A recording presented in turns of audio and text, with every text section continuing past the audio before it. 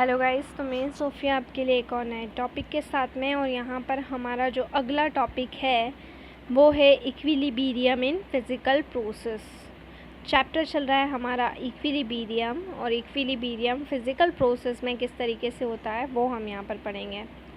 देखिए, जब भी हम बात करते हैं फ़िज़िकल प्रोसेस की, फ़िज़िकल प्रोसेस में हम लेंगे फेस ट्रांसफॉर्मेशन प्रोसेस। जब भी कोई रिएक्शन होती है जिसमें फेस ट्रांसफॉर्मेशन होता है, जैसे सॉलिड से लिक्विड में चेंज हो रहा हो, लिक्विड से गैस में चेंज हो रहा हो, या सॉलिड से गैस में चेंज हो रहा हो, इन सभी चेंजेस के केस में यहाँ पर इस्टेब्लिश होता है इक्विलिब्रियम। तो इक्विलिब्रियम इस तरीके से इस्टेब्लिश होगा जिसमें फेसेस चेंज हो जाती हैं, solid to liquid, liquid to gas और सॉलिड टू गैस। ठीक है, क्लियर। तो ये 3 केसेस होते हैं।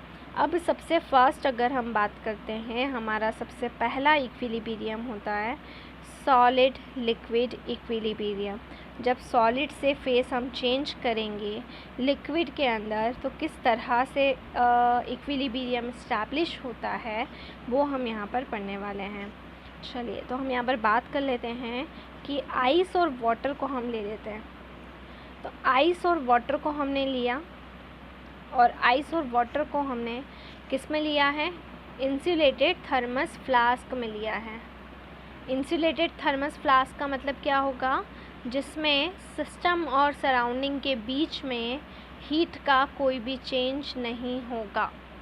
क्लियर। सिस्टम और सराउंडिंग हम थर्मोडायनेमिक्स में पढ़ चुके हैं क्या होता है। ठीक है, वो पर्टिकुलर वो चीज़ जिसके ऊपर हम कोई भी एक्सपेरिमेंट करते हैं, स्टडी करते हैं, वो हमारा सिस्टम होता है, और उसे छोड़कर जितनी भी चीज़ें होती हैं वो सारी सराउंडिंग्स होती हैं।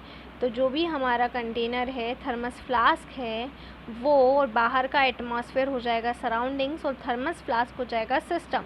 तो इंसुलेटेड थर्मस फ्लास्क मतलब जिसमें सिस्टम और सराउंडिंग के बीच में हीट का किसी भी तरीके से एक्सचेंज नहीं हो रहा है। 273 केल्विन टेम्परेचर हमने लिया है, और एटमॉस्फेरिक प्रेशर जो है वो इक्विलिब्रियम स्टेट में है।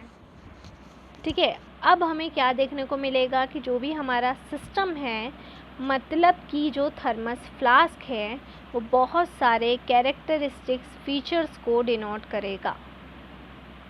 हम ये देखेंगे कि जो भी आइस का मास है और वाटर है वो टाइम के साथ चेंज नहीं हो रहा है।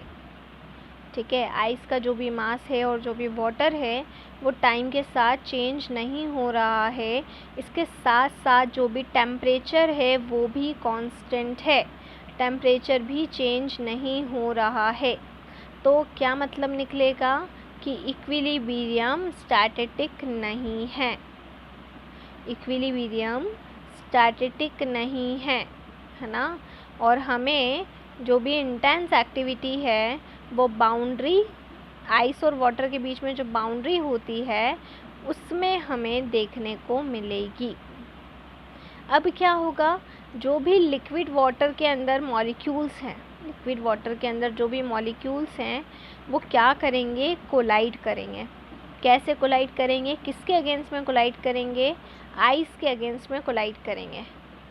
और इस वजह से कुछ मॉलिक्यूल्स ऐसे होंगे जो काय में कन्वर्ट हो जाएंगे, लिक्विड फेस में कन्वर्ट हो जाएंगे। बट अगर मास की बात करें तो आइस और वाटर में मास का कोई भी एक्सचेंज नहीं होगा। ठीक है ना, क्लियर है ना। क्योंकि क्या हो रहा है, rates of transfer of molecules जो है आइस से वाटर के अंदर की, और जो रिवर्स दो तरह से होता है एक्सचेंज, मैंने आपको बताया था, आइस टू वाटर और वाटर टू आइस। ठीक है, तो वो इक्वल हो जाएगा कितने टेम्परेचर पर? 273 केल्विन टेम्परेचर पर। क्योंकि इक्विलिब्रियम का मतलब ही क्या होता है कि जब दोनों प्रोसेस इक्वल हो जाती है, मतलब हम क्या कर रहे हैं, सॉलिड से जो लिक्विड में कन्वर्ट हो रहे हैं मॉलिक्यूल, और लिक्विड से सॉलिड में कन्वर्ट हो रहे हैं, वो सभी 273 पर केल्विन पर आकर इक्वल हो रहे हैं। तो यहाँ पर बोला जाएगा कि आइस और वाटर 273 केल्विन पर एक दूसरे के साथ में क्या हो चुके हैं? एक दूसरे के साथ में इक्विलिब्रियम पर आ गए हैं। अगर किसी प्योर सब्सटेंस की बात करें, एटमॉस्फेरिक प्रेशर पर, है ना। तो जो भी टेम्परेचर होगा जिस पर सॉलिड और लिक्विड फेस इक्विलिब्रियम में रहेंगे उसको हम बोलते हैं नॉर्मल बॉइलिंग पॉइंट और नॉर्मल मेल्टिंग पॉइंट या फिर normal freezing point of the substance.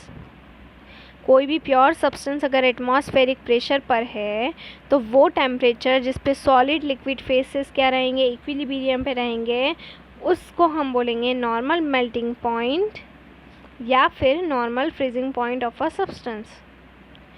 तो जब दोनों की रेट इक्वल रहेगी, आइस टू वाटर और water to ice, solid to liquid और लिक्विड टू आइस, दोनों मॉलिक्यूल्स मतलब जो सॉलिड से लिक्विड में एस्केप हो रहे हैं और जो लिक्विड से सॉलिड में आ रहे हैं, उन दोनों की रेट इक्वल हो चुकी है, तो वहाँ पर डायनेमिक इक्विलिब्रियम बोला जाएगा।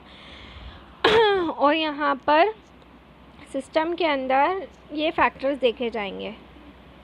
दोनों प्रोसेस साइमल्टेनियसली होगी, चाहे वो सॉलिड टू लिक्विड हो या लिक्विड टू सॉलिड हो, चाहे वो सॉलिड से लिक्विड में जा रहे हों मॉलिक्यूल या लिक्विड से सॉलिड में बदल रहे हों। दोनों प्रोसेस जो होती हैं वो सेम रेट पर होती हैं, है ना। और इसीलिए आइस और वाटर की जो अमाउंट है वो क्या हो जाती है, कांस्टेंट हो जाती है। तो दोनों जो प्रोसेस होती हैं वो सेम रेट पर होती है, एक ही रेट पे होती है। और इस वजह से क्या होता है कि जो अमाउंट है आइस और वाटर की ये क्या हो जाएगी, ये सेम हो जाएगी, ये कांस्टेंट हो जाएगी। तो ये पूरी आपकी प्रोसेस है जो आपको क्या करना है, पढ़ना है। तो ये था हमारा कौन सा, सॉलिड लिक्विड इक्विलिब्रियम। नेक्स्ट में हम करेंगे लिक्विड वेपर इक्विलिब्रियम, जो कि एक बहुत ही इम्पॉर्टेंट प्रोसेस है और काफ़ी डिटेल में हम इसको पढ़ने वाले हैं, लिक्विड वेपर। और फिर फाइनली हम पढ़ेंगे सॉलिड टू गैस जो होता है। बट लिक्विड वेपर बहुत कॉमन है और बहुत ज़्यादा बार करते हैं, मैक्सिमम इसको हम एक्सपेरिमेंट्स में भी देखते हैं। तो ये एक बहुत ही इम्पॉर्टेंट टर्म है जिसको हम नेक्स्ट वीडियो में पढ़ने वाले हैं। So stay home, stay safe. Thank you so much.